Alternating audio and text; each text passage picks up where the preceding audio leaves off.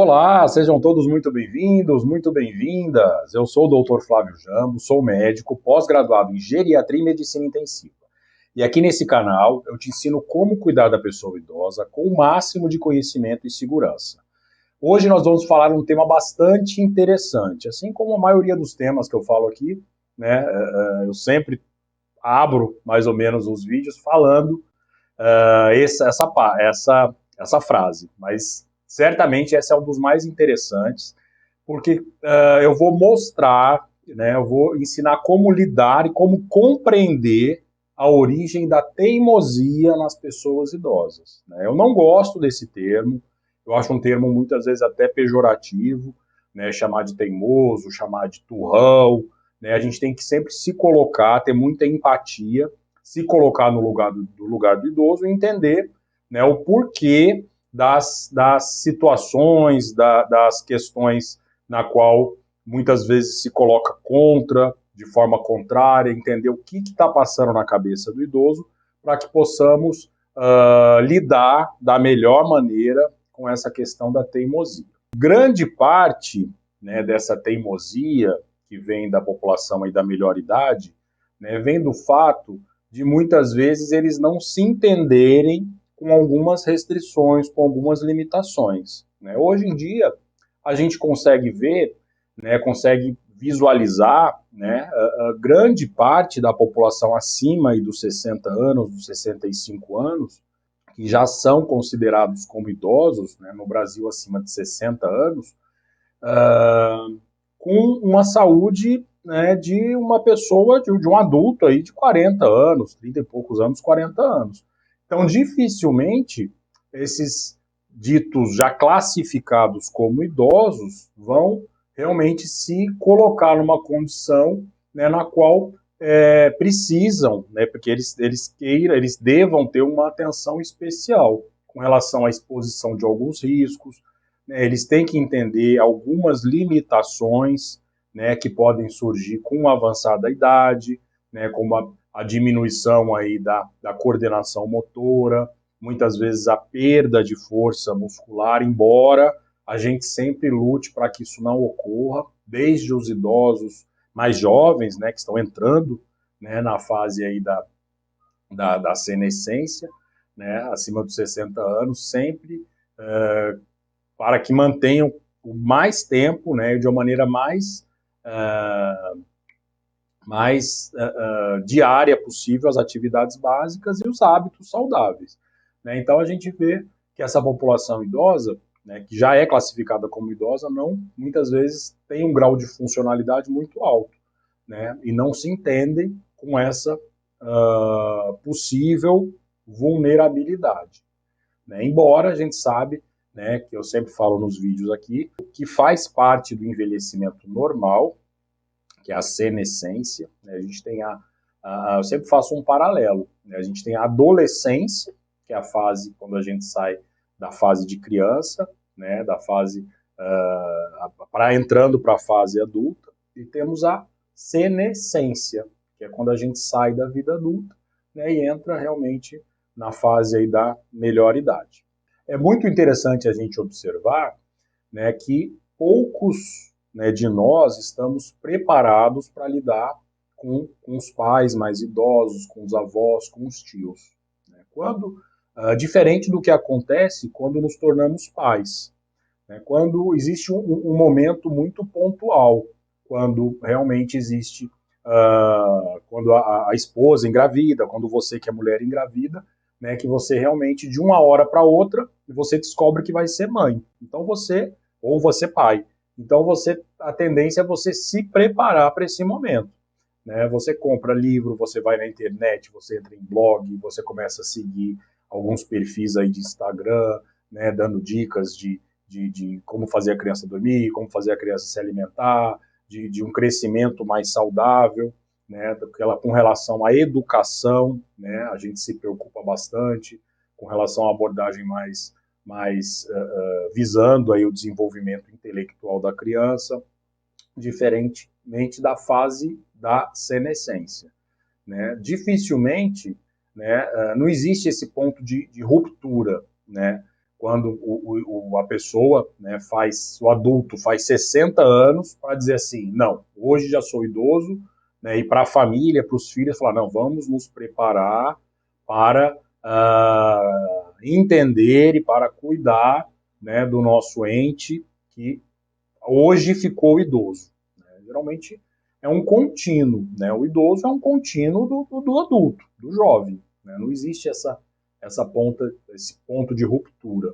A não ser, né, quando infelizmente acontecem alguns eventos agudos, algum derrame, um AVC, né, algum quadro na qual realmente ocorra uma mudança muito rápida, né, e significativa aí com relação à perda de funcionalidade, na qual a família tem que se acostumar, a família tem que se adaptar, né, tem que estudar, né, então procura muitas vezes literatura voltada para isso, procura YouTube, eu acho que você que está assistindo agora também tem um interesse com relação ao aprendizado, aprender como lidar com o idoso, aprender as doenças, as principais doenças relacionadas ao idoso, aprender como ter um relacionamento mais saudável com o idoso, né, e oferecer um envelhecimento aí de qualidade para a pessoa idosa. Eu costumo dizer que tem três características, três estados de humor, né, que você precisa ter, três qualidades que você precisa desenvolver e ter para lidar melhor com a pessoa idosa. Né? Primeiro, acho que é paciência, acima de tudo. Se você não tem paciência, você precisa trabalhar essa questão da paciência, né, para entender, né, as limitações que o idoso possa apresentar, para entender e para aprender a conviver, muitas vezes, com uma pessoa que possa ter algum déficit cognitivo ou alguma limitação funcional. Eu acho que o segundo ponto, né, a ser trabalhado, eu acho que é a empatia. Você sempre deve se colocar no lugar do idoso, né? Você sempre deve tentar entender o que o idoso está sentindo, tentar entender os sentimentos do idoso, né, para que possa ter um relacionamento mais saudável, né, com a pessoa idosa. E o terceiro, eu acho que é bom humor. Né? Existem algumas situações, né, que precisa do bom humor até para quebrar o gelo de alguma gafe que o idoso possa fazer, né, possa apresentar. Né? Então, acho que bom humor é fundamental para a gente estar lidando melhor com a pessoa idosa, além dessas outras duas qualidades também. Quais são os principais comportamentos que o idoso pode apresentar, que a gente pode classificar e entender como uma questão de uma teimosia, por exemplo? Eu acho que de longe, a que todo mundo já passou, é quando o idoso se recusa a buscar atendimento médico.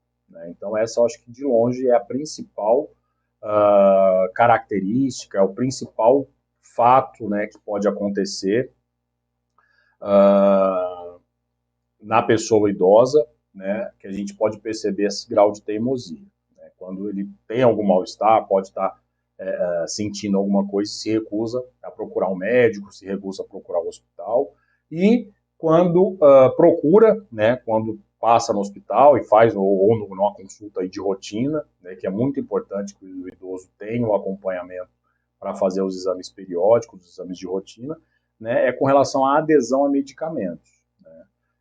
A gente entende, muitas vezes, que é difícil até para a pessoa mais jovem, para a pessoa que tem um grau de parte cognitiva, né, bem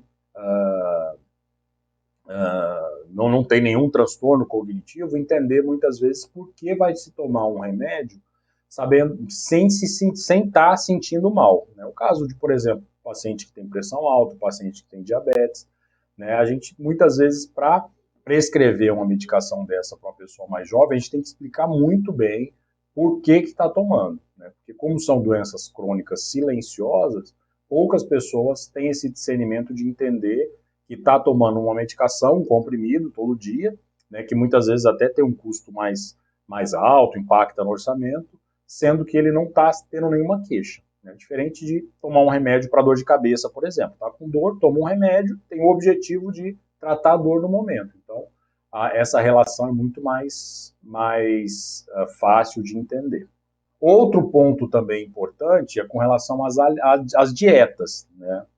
Quem não conhece aquele idoso diabético, né, que adora uma cocada, que adora um doce de leite, adora um doce de compota, né, e escondido muitas vezes, né,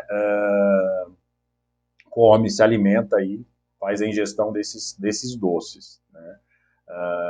E o pior, muitas vezes, é quando o idoso tem esse hábito, né, dessa ingestão, desses alimentos mais doces, que a gente sabe que o paladar do idoso para doce é mais comum que ele tenha esse paladar, né, é muito mais forte essa presença desse paladar, então é muito comum, muitas vezes, o idoso não tirar esse hábito, mesmo descobrindo ser diabético, né. Então é outra teimosia também, que eu acho que a gente deve explicar e deve orientar, né, que não que não deva comer nunca mais, né, é muito complicado você privar, né, um prazer de uma pessoa, né, de uma forma abrupta, né, dizendo que ela nunca mais vai comer, né, tal alimento, né, um doce, por exemplo, um paciente diabético, né. Então acho que tem que ter bom senso, né, o paciente não pode fazer uso de maneira diária, de uma maneira aí com muita frequência por conta da doença, mas também tem que ser negociado, né. Pode fazer, vamos comer o seu docinho só final de semana, né, pode comer um doce de leite mesmo sendo diabético, um pouquinho, mas só no domingo, né. Então tudo isso tem que ser negociado, né. Lembrando que jamais deve se tratar o idoso como uma criança, ou seja, proibir não pode porque não pode, como a gente proíbe, por exemplo, um doce, né, de uma criança que só vai comer o doce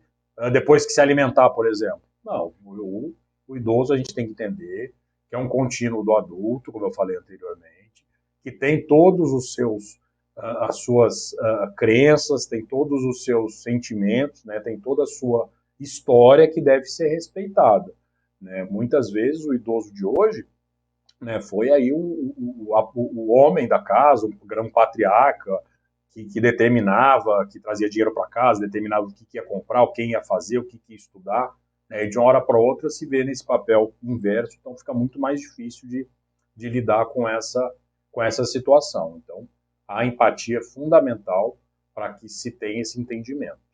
Outra situação bastante frequente com relação à teimosia é o idoso que se expõe muitas vezes a riscos desnecessários, né, e não solicita ajuda, né. Por exemplo, eu tive um paciente essa semana que a filha disse que ele subiu no telhado para mexer na antena, acho que deve ter sido um jogo da Copa, embora a gente sabe que hoje em dia é muito mais difícil as casas terem antenas, mas as casas mais antigas, né, costumam ter antena, então tem que subir às vezes para ajustar, né, e o idoso aí com seus 80 e poucos anos, né, subiu, né, no telhado sozinho para mexer na antena. Então são exposições a riscos desnecessários, né, que muitas vezes pode, né, gerar aí uma situação muito drástica, se tiver uma queda, bater a cabeça, né, ter uma fratura de fêmur, né, então são riscos que devem ser evitados. Alguns riscos a gente consegue, tendo esse conhecimento, já evitar que o idoso se exponha, né. Por exemplo, em uma cozinha, né, a gente sempre sabe que tem armários mais altos, na qual muitas vezes pega-se uma cadeira, pega-se uma escada para poder alcançar, né, esses utensílios que ficam em armários mais altos. Então, jamais deve-se colocar esses utensílios, né, mesmo orientando o idoso, para que ele suba, né. Eu tenho uma paciente, né, que a neta até tirou uma foto e me mandou, né, ela subindo numa banquetinha para esquentar uma comida no micro-ondas, né. Mas assim, é um micro-ondas que não estava ergonômico, né. Então, falei, não, tem que tirar esse micro-ondas daí, né. Não é proibir ela de esquentar a comida dela, é tirar, botar um micro-ondas numa situação mais ergonômica, bota numa bancada, bota num local mais baixo para que não ocorra essa situação desse risco. E outra situação também relacionada à teimosia do idoso, com relação à higiene, ao banho, né? Então, existe uma série de fatores que podem envolver essa restrição. desde a dificuldade que o idoso possa ter de tomar banho, por ser uma dificuldade de mobilidade, ele já não tem mais tanta flexibilidade, os movimentos são mais lentos, né? Desde questão como dores, por exemplo, que ele possa ter no corpo, dores articulares, né? Até mesmo questão de esquecer que tomou banho, né? Então, por mais que não esteja um odor assim agradável, né? Quando solicita que o idoso vá para o banho, por exemplo, pode gerar um conflito muito grande, porque algumas vezes na cabeça do idoso ele já tomou banho, então ele já tomou banho na parte da manhã, por exemplo. Então muitas vezes por questão de déficit cognitivo, né, pode ocorrer esse tipo de teimosia. Então a gente sempre dá algumas dicas, né, de já não ser incisivo, não falar, não, tá fedendo, tem uma semana que você não toma banho, tem que ir para o banho agora, né, sempre entendendo, né, o sentimento do idoso de não ser, não bater de frente nesse sentido. Então, o ideal é convencer, né, falar, olha, vamos tomar um banho agora, para colocar uma roupa nova, para visitar, para ir na praça, para seu neto vir aqui hoje, usar alguma situação do dia a dia, né, para que faça uma relação mais tranquila com relação ao banho. Né, desde na fisioterapia, né, fala, olha, a gente tem que ir na fisioterapia hoje e vai ter que tirar a camisa para ir na fisioterapia. Então, vamos tomar um banho, porque a fisioterapeuta ou o fisioterapeuta vai fazer uma atividade diferente. Então, usar alguns argumentos para que fique mais fácil essa questão do convencimento com relação ao banho. Então, além de entender as situações de teimosia, né, o importante é a gente tomar algumas medidas, tomar algumas condutas, né, para que tente entender essa situação pontual, né, de cada exemplo desse que eu dei, por exemplo. Então, em linhas gerais, né, a gente deve entender, né, e sempre respeitar a opinião do idoso, da pessoa idosa. Então, a gente tem que entender que o idoso não é criança, mesmo que tenha alguma perda cognitiva, ele tem que ser respeitado, tem que ser respeitada a sua história, né? Ele não deve ser simplesmente receber, né, alguma ordem, né, até muitas vezes até de uma maneira ríspida, né, que isso vai atrapalhar totalmente essa relação. Né? Então tem que ser uma relação à base no respeito de opinião. Né? Outro exemplo, por exemplo, para convencer uma teimosia de banho, né, pode-se perguntar qual o melhor horário, né, que ele prefere tomar banho, né? Ou seja, está respeitando a opinião. Né? Se quer tomar banho com sabonete tal ou sabonete Y, sabonete X ou sabonete Y. Né? Então, dá opções, muitas vezes, para que ele se sinta com domínio dessa situação, né? Evitando essa repulsa que vai gerar mais essa condição de teimosia. Além de respeitar a opinião do idoso, é sempre importante a gente fazer alguns questionamentos. Né? Então, sempre fazer uma pergunta. Né? Para quê? Para que ele se sinta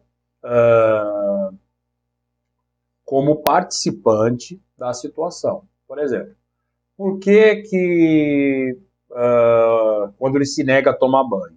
Né? Me explique, por que você não quer tomar banho? Por que o senhor não quer tomar banho? Por que a senhora não quer tomar banho? Né?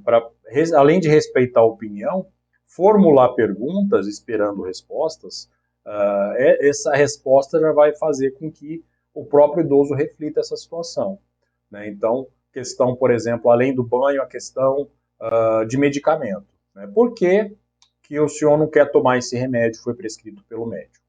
Né? A gente tem que entender também e valorizar, né, as respostas. Né? Por exemplo, pode ser porque está doendo o estômago, né? Pode ser porque diurético, por exemplo, porque ele vai ter que levantar muito para fazer xixi, né? Pode ser porque vai dar sonolência. Né? Então, a gente valorizando, fazendo essas perguntas, tentando entender através das respostas, né, pode-se chegar num consenso, né, até levar, claro, o profissional médico, o profissional geriatra que já acompanha, para ver se é possível ou substituir, ou se é possível até explicar, né, para que ele entenda a importância, mesmo com esse possível efeito adverso, a importância de tomar tal medicação, né? Então, fazer perguntas e respeitar a opinião do idoso é muito importante. No caso, por exemplo, desses questionamentos, dessas respostas, dessas perguntas, não quebrarem essa teimosia, né? Como, por exemplo, um idoso que, mesmo aí com déficit visual, né, não enxergando adequadamente, mesmo com esquecendo o caminho de casa, por exemplo, um déficit cognitivo, diminuição aí de coordenação motora, insiste em dirigir ainda, né? Então pergunta por que, né, que quer dirigir, né? Aí muitas vezes existe uma resistência muito grande aí com relação a deixar de dirigir, porque isso significa uma perda de autonomia, né? Claro que a gente nunca quer que o idoso perca a autonomia, a gente tem que manter a autonomia o máximo possível, mas algumas situações podem inferir em risco mesmo de lesão, né? De autolesão, lesão do próprio idoso, lesão de outras pessoas, né? Então, não simplesmente tirar a chave do carro do idoso, por exemplo, então explicar por que ele quer continuar dirigindo, sendo que pode, de repente, ter um transporte coletivo gratuito. Hoje em dia, com tecnologia de Uber, de 99, desses aplicativos, consegue-se muito mais fácil, né, ter uma mobilidade de uma maneira que não tenha risco, né, com celular mesmo, tem táxi, WhatsApp, né, então existem várias maneiras, né, de convencer a não dirigir mais por conta de algum risco. Se mesmo assim continuar ainda essa teimosia, né, temos que tratar o idoso como uma pessoa adulta e temos que usar argumentos, né, mostrar, por exemplo, que pessoas acima de 80 anos com tal dificuldade aumenta em 50%, 70% o risco de ter algum acidente, que alguma notícia de alguma pessoa idosa que possa ter, por alguma dificuldade cognitiva, algum déficit, possa ter provocado, causado algum acidente, que possa ter se machucado e machucado outras pessoas.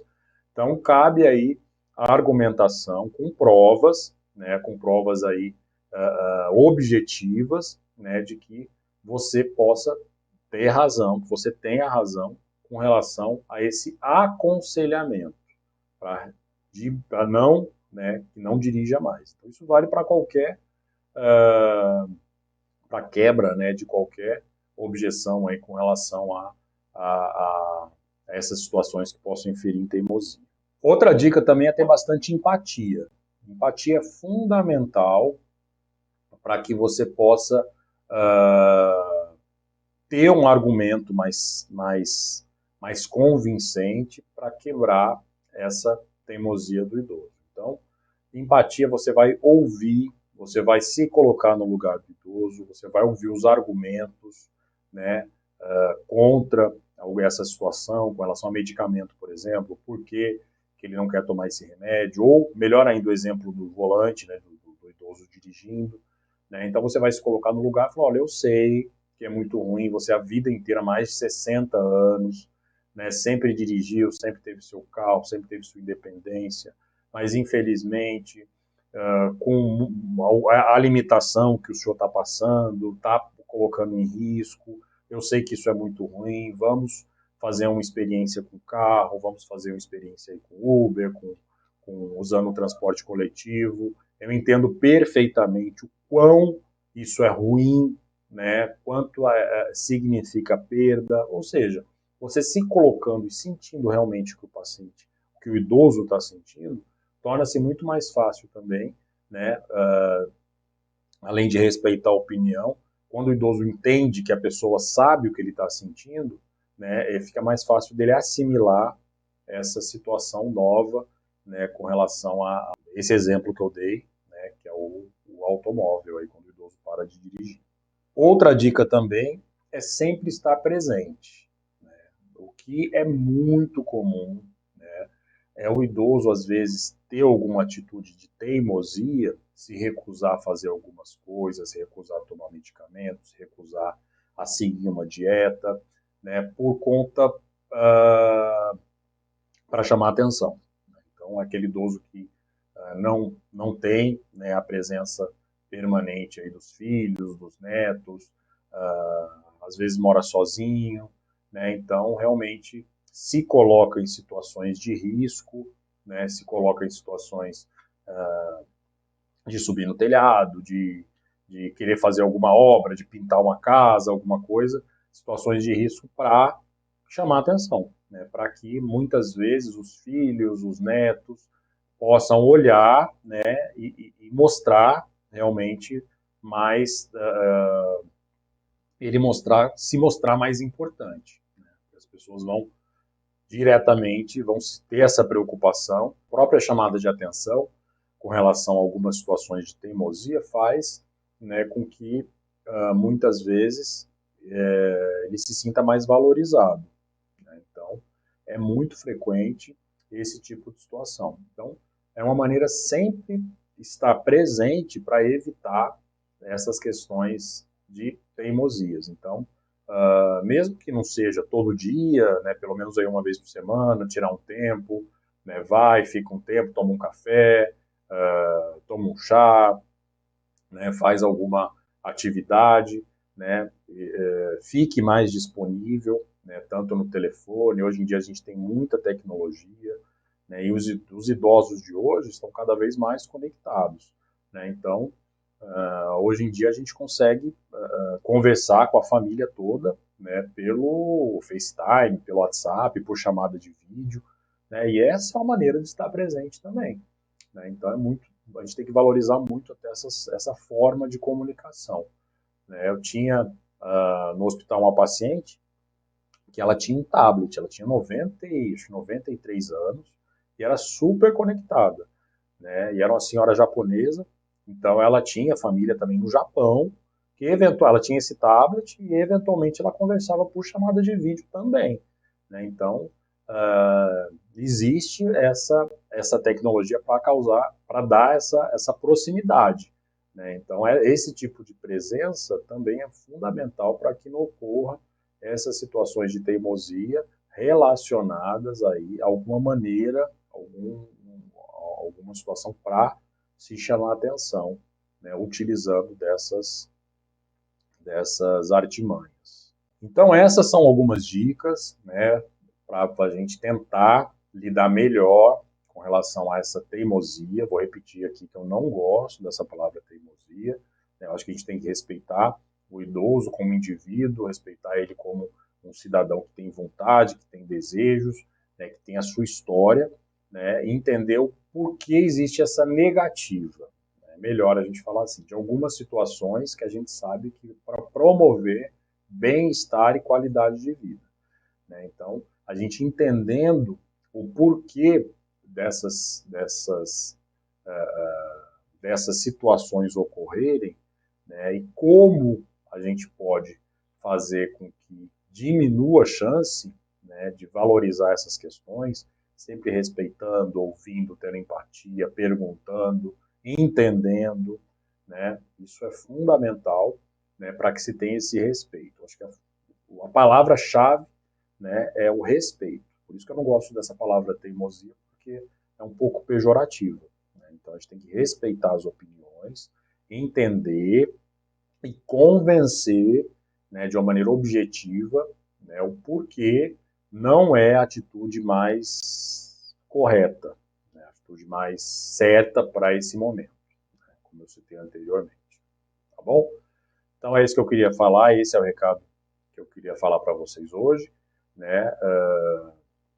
É importantíssimo, né, você que é cuidador, você que é cuidadora, entender essa questão, né, para sedimentar melhor esse relacionamento, para fortalecer o relacionamento com o paciente que você cuida, tanto da questão profissional, o paciente que você é contratada, como se você for uma profissional do cuidado já, uma cuidadora ou cuidador, ou para você que tem um pai e tem uma mãe, né, que está numa situação, né, de algum grau, alguma dependência, né, alguma perda de funcionalidade na qual você está dando esse apoio.